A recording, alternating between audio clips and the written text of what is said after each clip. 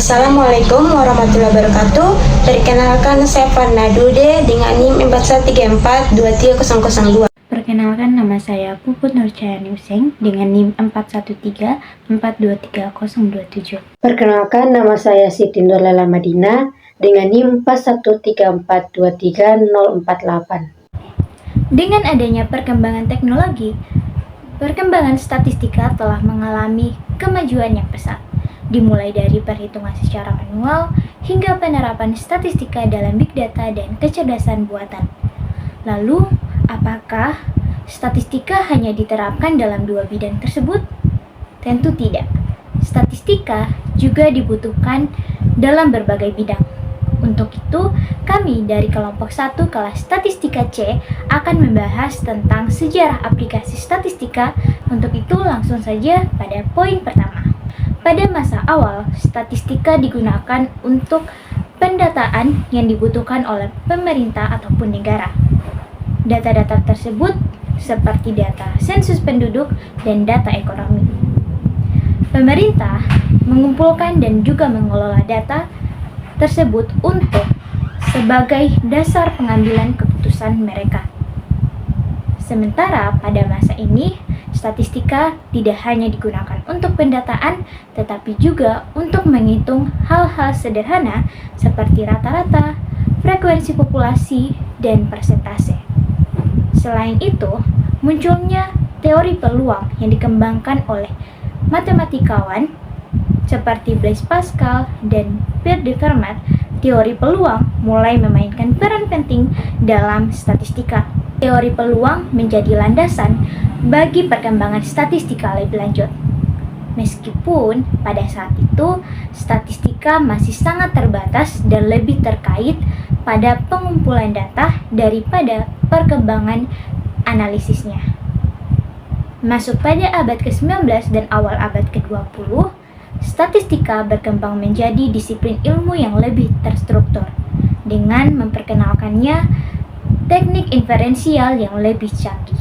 Salah satu perkembangannya adalah statistika induktif atau statistika inferensial.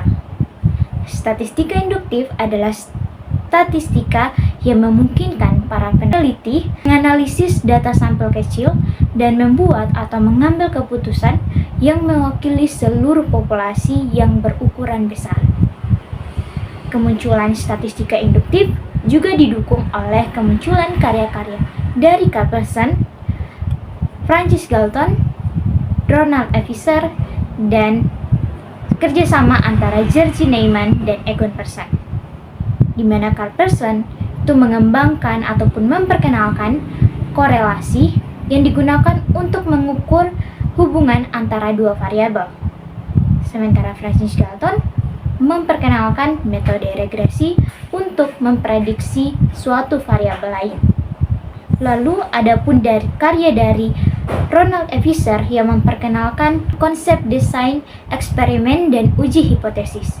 Selain itu, Visser juga memperkenalkan analisis varians atau ANOVA, di mana ANOVA ini adalah alat yang dibutuhkan oleh para peneliti karena alat ini alat yang lebih kuat untuk menyelidiki perbedaan dan hubungan dalam data penelitian.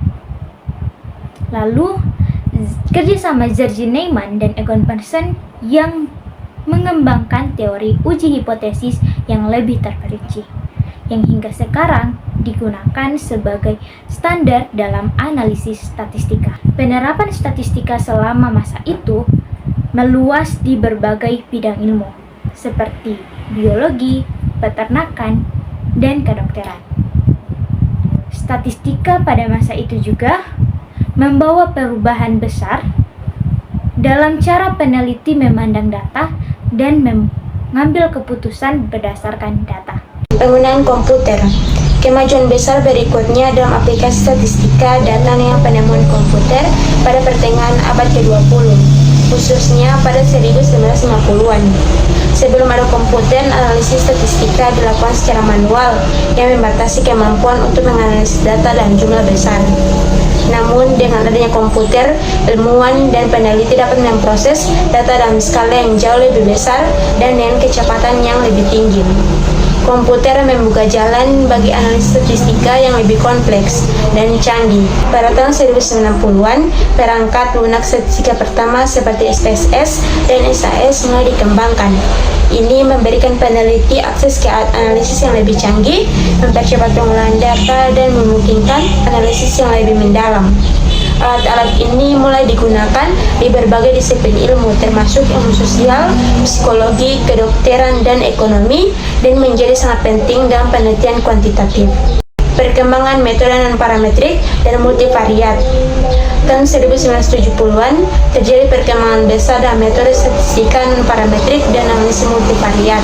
Metode non-parametrik menjadi penting karena memungkinkan analisis tanpa asumsi distribusi tertentu dalam data, yang sangat berguna dalam banyak kasus di dunia nyata, di mana distribusi normal tidak selalu berlaku.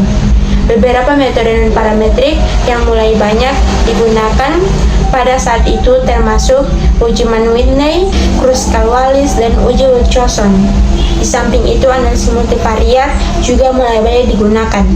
Teknik ini memungkinkan analisis terhadap banyak variabel secara bersamaan, memberikan pemahaman yang lebih baik tentang hubungan yang kompleks antar variabel. Beberapa teknik penting yang digunakan dalam analisis multivariat termasuk analisis faktor, analisis cluster, dan analisis komponen utama. Penerapan metode ini mulai meluas di berbagai bidang seperti ilmu sosial, pemasaran, dan biologi, di mana peneliti berusaha untuk mengidentifikasi pola tersembunyi dalam data yang kompleks. Statistika dalam data sains dan AI. Statistika telah menjadi bagian penting dari ilmu data atau data sains dan kecerdasan buatan atau artificial intelligence. Dalam algoritma statistika digunakan untuk membangun model prediktif yang digunakan dalam berbagai aplikasi, contohnya seperti pengenalan pola, prediksi tren, dan pengambilan keputusan otomatis. Nah, model-model ini tidak hanya memungkinkan perusahaan untuk meningkatkan efisiensi operasional, tetapi juga untuk menyediakan layanan yang lebih personalisasi. Dalam industri e-commerce contohnya, statistika digunakan untuk mengembangkan algoritma rekomendasi yang disesuaikan dengan preferensi individu, sedangkan di bidang kesehatan, statistika digunakan untuk menganalisis data medis dalam skala yang besar dan mengembangkan model prediktif untuk diagnosis dan perawatan pasien. Aplikasi statistika di berbagai bidang. Berikut ini merupakan penerapan statistika dalam berbagai bidang. Yang pertama yaitu bidang ekonomi. Dalam bidang ekonomi, perkembangan statistika dikenal dengan istilah ekonometrika yang dimulai pada tahun 1920, di mana yang dipelopori oleh Ragnar Friends dan Jan Tinbergen. Nah, ekonometrika ini adalah cabang ilmu ekonomi yang merupakan integrasi antara ilmu ekonomi, matematika, dan statistika. Peran statistika cukup besar dalam ekonometrika, terutama dalam metode estimasi parameter. Dalam model ekonometrika yang pada umumnya yang terdiri dari beberapa persamaan yang saling berkaitan atau sistem persamaan simultan dan symmetrically unrelated regression. Yang kedua yaitu bidang kesehatan. Dalam bidang kesehatan, statistika digunakan untuk analisis klinis, epidemiologi, dan genetika. Dalam penelitian klinis, statistika digunakan untuk merancang dan menganalisis uji klinis yang bertujuan untuk mengevaluasi efektivitas pengobatan atau intervensi medis. Teknik-teknik seperti uji hipotesis, analisis regresi, dan statistika non-parametrik sering digunakan untuk memahami perbedaan antara kelompok pasien yang menerima pengobatan yang berbeda. Sedangkan epidemiologi, statistika yang digunakan untuk melacak dan menganalisis penyebaran penyakit dalam populasi. Analisis data tentang insidensi atau jumlah kasus baru dan prevalensi atau jumlah kasus yang ada memungkinkan ilmuwan kesehatan masyarakat untuk memetakan pola penyebaran penyakit dan mengidentifikasi faktor risiko seperti yang terjadi pada penanganan pandemi COVID-19. Sedangkan genetika, statistika digunakan untuk meneliti hubungan antara variasi genetik dan risiko penyakit, membantu untuk pengidentifikasian faktor resiko saat mengolah dan menganalisis data besar dari studi genetik untuk menemukan pola dan hubungan yang relevan dalam kesehatan.